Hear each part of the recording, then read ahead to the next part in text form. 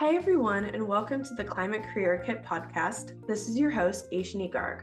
If you are a high schooler looking for direction in climate change related careers, tune in to every episode for advice from the diverse leaders in climate jobs today and learn about new and exciting opportunities that you can pursue. Today's guest is Jessica Burley, an investor at Planet A. We are so excited to have you for the 14th episode of the Climate Career Kit. Thank you so much for being here. Thanks a lot for having me. It's great to be here. So to start us off, can you tell us a little bit about what you do? Sure. As you said, I'm an investor at Planet A. So as a team, we support founders who are building companies and developing technologies that fight climate change and other environmental issues like pollution or biodiversity loss.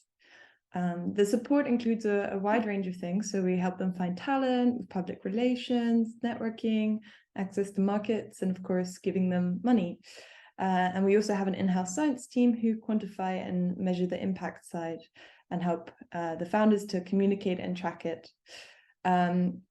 What I do specifically as part of the team is to find the startups that we want to support. And I work with the partners to figure out if they have the right team and set up an approach to be highly scalable. So while the impact team tell us if they can have high impact, my job is to figure out the more commercial side. Okay, that's a very busy job. So can you tell us what a regular day-to-day looks like for you? Yeah, every day is a little different. Often I'm meeting the founders who will pitch their ideas. I also read a lot of pitch decks before meeting founders that they've created to explain their idea and their product. And I'm reading about the latest technologies and policies and news in the green tech space more generally to track the market. I'm also often reaching out to people investing in the same space so that we can share companies, as we can only invest in a handful of companies that we see. There are often high quality ideas that we can't support. So I'm also trying to pass on these companies to others who may be able to support them. Yeah. And do the same. So what inspired you to pursue a career in climate investing? Yeah, so actually my climate concern started in high school, probably around the same time as you, and of course, many others who might be listening. I actually grew up in a pretty unequal part of East London and initially wanted to do something in social impact. But in geography class one day, a statistic really stuck out to me, which is that the UN projected we'd have 50 million environmental refugees by 2020. And these sorts of stats might seem pretty commonplace today, but at the time there was a lot less talk about it. And I found it really shocking. So I dug a bit deeper and I found that the majority of the scientists, as we widely know today, could see that this was a massive problem, but no one was really doing anything. Companies weren't really incentivized to make change, and countries kept breaking their commitments.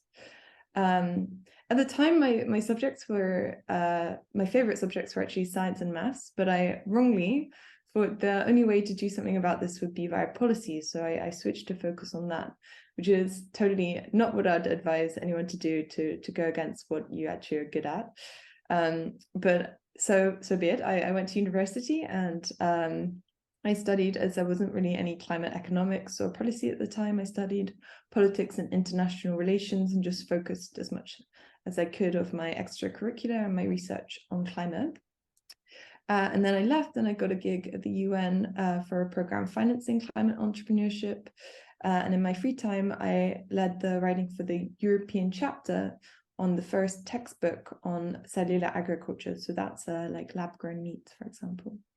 And I was really blown away by the impact that one technology could have on this entire market, and was inspired to switch to the more entrepreneurial side.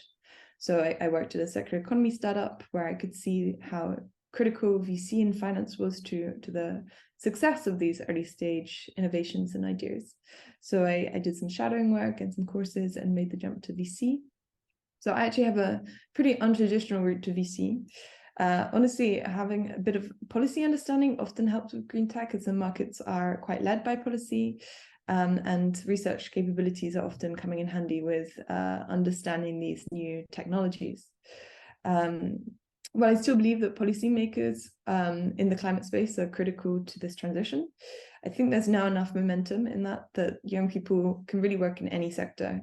as all industries need to change. They're being enforced and incentivized to. And so my one piece of advice might be that you really focus on your superpower and develop it to work on climate. If that's science, and that's really wonderful, actually, because we need a lot of innovators to produce the next generation of tech for our new net zero world.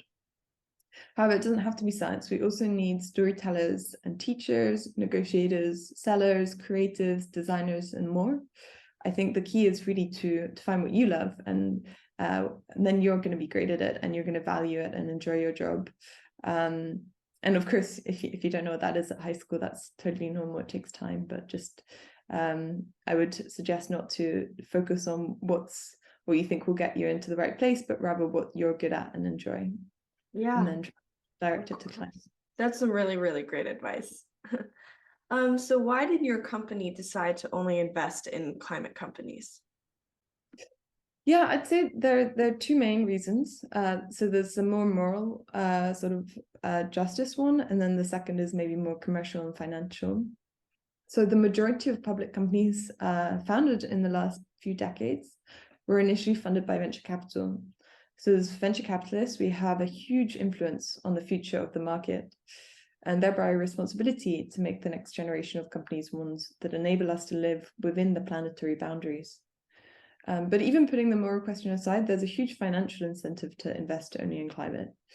The companies of tomorrow will have to be the most environmentally sustainable ones, as there's no way to get around this from the regulation coming in, the public expectations, and the pressure from talent. And in fact, I think that's one really significant way that young people can really make a change, as it's a major reason that companies are trying to be greener, is that the talent within them are pressuring them to uphold their promises and moving if they don't. Yeah. So what is the best or most interesting company that you have invested in? That's so hard. They're super interesting, all of them, honestly, and I'm incredibly humbled to work with them. The one that I think might be more interesting for the next generation of climate workers is called Upright Project. And they're creating a new impact measurement that's more extensive than ESG, and it's going to be also open to everyone, so it can impact Wikipedia if you like. Currently, so all impact ratings are bottom up, meaning companies themselves self-report on their impact, so they can influence with more spending power or larger reporting teams. And we saw last year that Tesla had a really poor ESG rating, so the measurement doesn't necessarily indicate the impact of their products, but rather the risk to shareholders. And so Upright Project have this new measurement that looks at all aspects of social and environmental impact. And it's top down, so it's not dependent on your own self-reporting, it's not so biased, and it's using artificial intelligence and machine learning and labeling of hundreds of thousands of data points to be really scientifically backed. And so soon it's going to be open to all and integrate with job boards. So as you're just scrolling through the jobs, you can actually see how these jobs compare on their impact metrics. That's really, really cool. Yeah. So what advice do you have for someone considering becoming an environmental investor? I would say it's good to get some experience working on the operational side of climate startups first. It's never been a better time to work in climate. There's so many startups raising, which means they have more money to pay for larger teams. And there are so many roles needed, from science to storytelling, from finance to public relations. So you can really follow and develop your superpower and understand what it is to be an entrepreneur before moving on to the financial side of supporting them. Of course.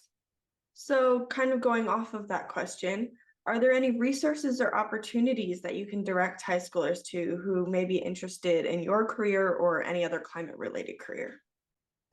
Yeah, I really like working on climate, and you had the founder Eugene on before. There's a lot of useful resources. Also, Climate Insiders podcast is great for that too. You can also follow me or Planet A, as we're often posting about online events and so on that might be educationally useful on LinkedIn, and also about like platforms and resources that are useful for learning. So yeah, those would be my two pieces of advice. Yeah, those are great resources. Well, thank you so much for your time. I really appreciate it. And to all the listeners, make sure to tune in to the next episode of the Climate Career Kit. Thanks a lot.